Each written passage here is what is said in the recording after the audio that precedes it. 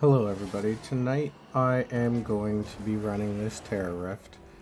I'm also going to be talking about the top 10 priorities in the game that I think everybody should be completing on a weekly basis so that they can gather the most combat rating and get as powerful as they can become. The first thing on my list here is kind of basic. It's leveling. You need to keep your character's level above the Paragon level in order to get the best gear. When you're below the Paragon level, you have a higher chance for more gear drops, but when you're above the Paragon level, you get a higher chance for better quality drops. So if you want to get the strongest gear, you need to keep yourself above Paragon at all times. I usually try and level up 10 levels after I get to Paragon. I don't try and push very much further than that. I also, number 2 for my list, will be collecting and making sure that you save up all of your crests. Your rare crests, your legendary crests, and the eternal ones as well. You'd like to save up about 10 legendary and eternal crests before you run each rift.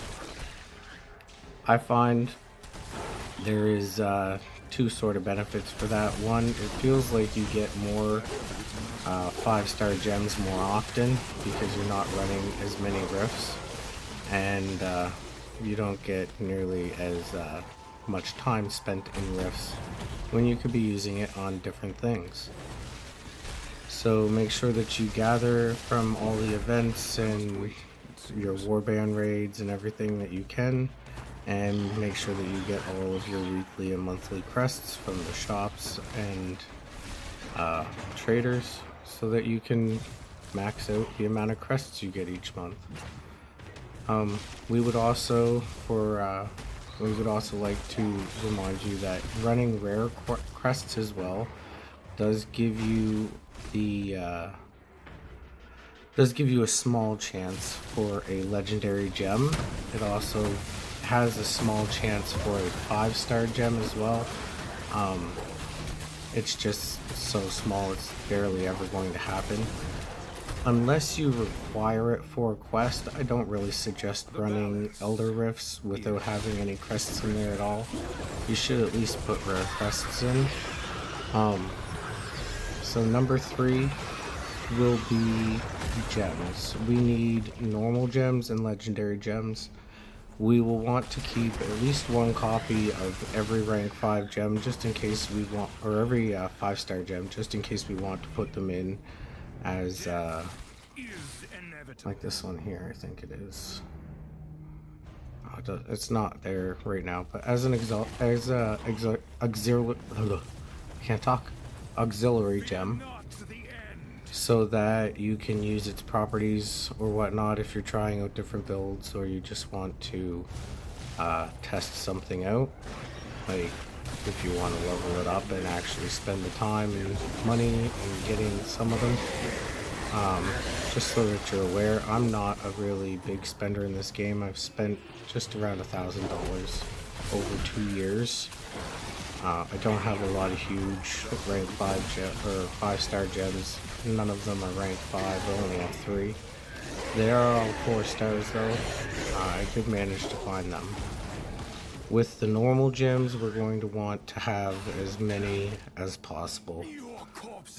Once you get up to having rank 7s and 8s and 9s, you're into the hundreds and thousands of copies of gems that is required to create those.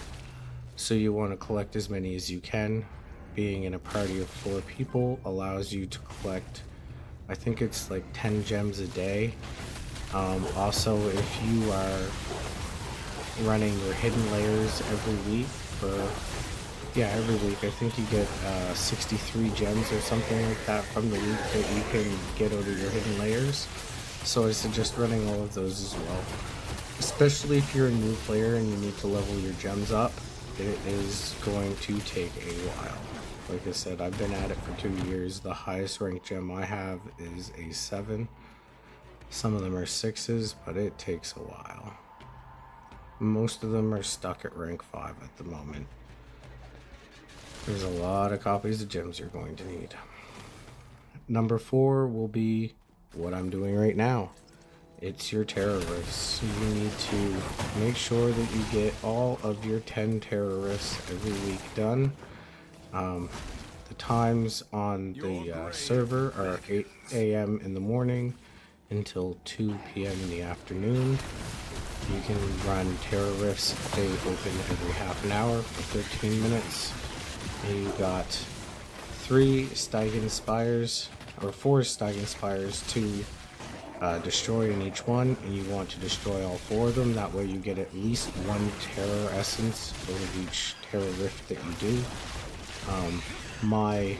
Give it more time.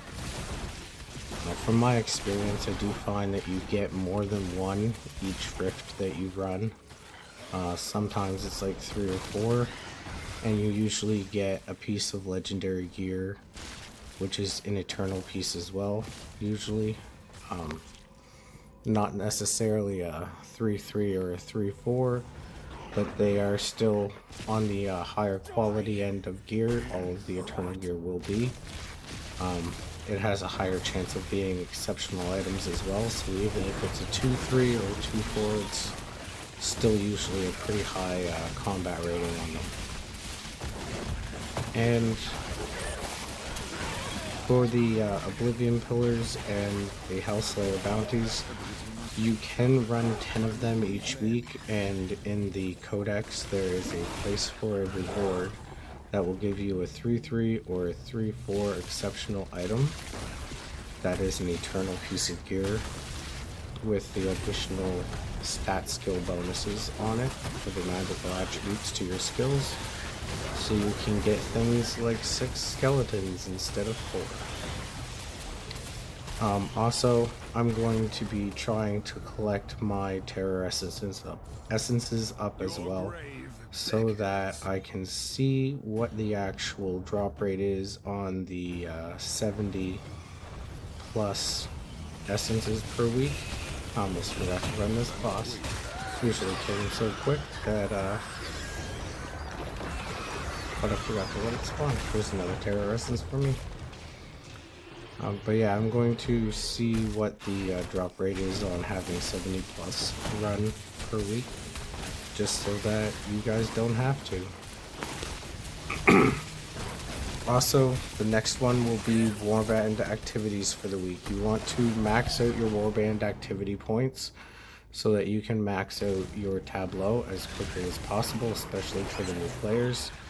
There's quite a bit of power that you can gain through your tableau. Preserved. So I suggest doing that as quickly as possible.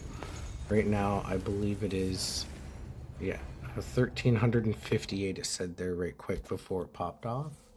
Yeah, 1358 combat rating I gained from my ancestral tableau at the moment. I'm currently in decay, so it doesn't take long to catch up. I did take quite a bit of a break there for a couple months in the middle of everything from Diablo, because I just needed to decompress and not play this game for a minute. Sometimes you need to do that. Also, doing the Warband raids each week gives you the ability to buy 1 eternal crest each week. You only need to run them once with 4 Warband members in them, or maybe even 1 at this point. I'm not sure, I can't remember exactly. I have 7 members, and usually 6 plus people show up for our Warband raids each week. Sometimes people miss out because of work. The 6th place on my list here will be clan activity points. Especially if you want to be in a top ranked clan, your clan activity points will be very, very important. Top ranked clans always want top ranked activity. They want to have the most points as possible so they can be top ranked. Number 7 will be your pet. You will need a lot of pets, a lot of spirit essence, and a lot of contracts in order to get a good collection of pets going. So I suggest you collect up your contracts and you collect your spirit essence up as well. The market for pets has gone down substantially since the merge, and a lot of different things have been going on lately with the market, making it fluctuate wildly. Let's just say, putting it mildly. So yeah, gray pets don't usually sell for very much anymore. So I suggest, just to try and quicken the time it takes you to gather up all your spirit essences to level your pets up to 30, that you just don't rank up your gray pets and you release them from their contracts and take the 5 spirit essence for releasing them. And then that way it builds up and you don't have to farm as many spirit essences. Number 8 will be your Legacy of the Horadrim. If you haven't found this already, I can't find it here, I have to go over here. If you haven't found all of your Legacy of the Horadrim pieces already, the different vessels, they do give you a lot of extra secondary skills or attributes there to make you stronger. You find them doing different tasks throughout the game, like different world bosses, and achieving different tasks and accomplishments. The best place I would say to look for your vessels locations, if you haven't found them all, is on Wiki. Just search them up on Google. It's pretty quick. If you join my Discord, I will link in my Discord for this channel where you can find all those fun little goodies. Number 9. Sorry. Oh yes, with the Legacy of the Horadrim, once again, we will be needing keys to level them up because you have to run through the sanctum and kill all the guys and open the chests at the end. It takes 377 aspirant keys to open all of the chests at the end. I do suggest running it daily, especially if you have only recently started playing, and open up your free chest, but wait until you have 377 keys to open up the rest of them.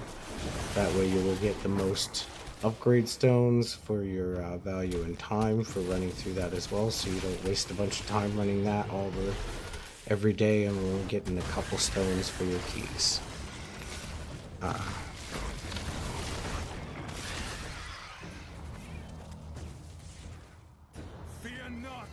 Yeah. So, sorry, I got kind of lost here again.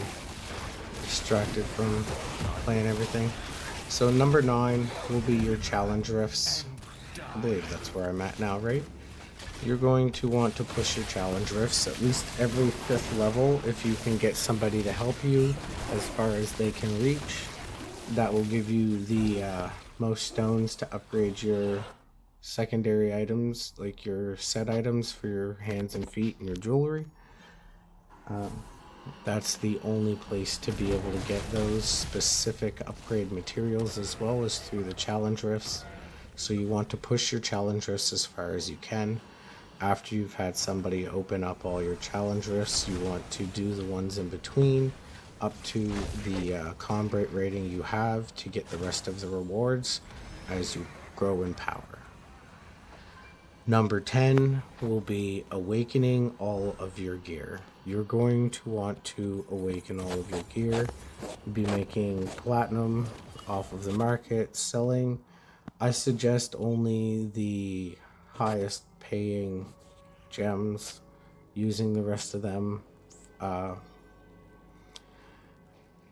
not the ones that you save, but using the rest of your gems, like your normal gems, usually sapphires, and I believe it's aquamarines are going on the market for quite a high price right now. All the rest of them seem to be going for half price or lower. So I don't suggest selling them. I suggest using those, even your sellable ones, to power up your own gems. Instead, you can use some of your blue pets that you rolled and leveled up to 30 instead of, and if they have 3 or 4 rare skills on them, they usually add up, or they usually sell for a pretty good price of like 10 to 20,000 platinum each. That's enough to awaken a couple, 1 or 2 slots usually. I'm not sure what they're selling for right now, actually, come to think about it. The market's all messed up, so I'll go check for you. So let's check our pets here. We'll go up. See, pets aren't selling for a whole lot of platinum, and these lower pets aren't really selling either. What people are looking for are aberrant pets, blue or higher pets with a lot of rare skills on them, and legendary gems of 1, 2, and 5-star quality. If you have any sellable ones of those that you aren't going to be using for your own character's build, I suggest selling them as well for some platinum, so until you have your awakened gear anyway. And once you have all your legendary gears awakened, like I have mine here, so that you can get the extra bonuses to your skills.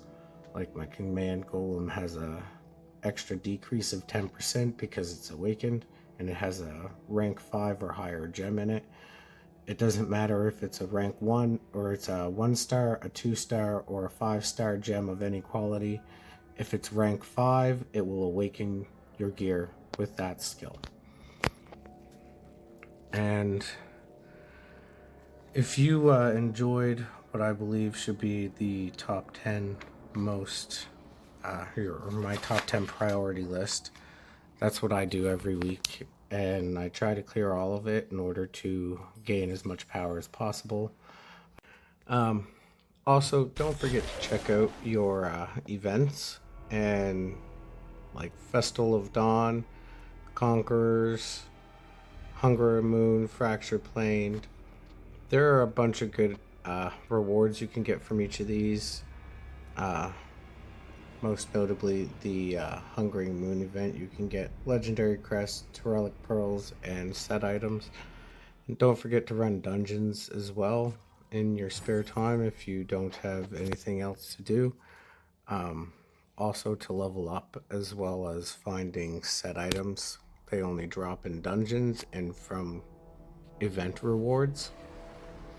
If you think I've missed anything or anything should be put in a different order, let me know in the comments. And don't forget to subscribe and join my Discord for more information and to get in contact in game. I am on Sandra the Most server, that is in the North American 5 server block, with Iceburn Tier and a few others. If you hop on my Discord and join us in our community, you are more than welcome to contact me, and we can meet up in game to play, run some rifts, do some raids, dungeons, whatever you want.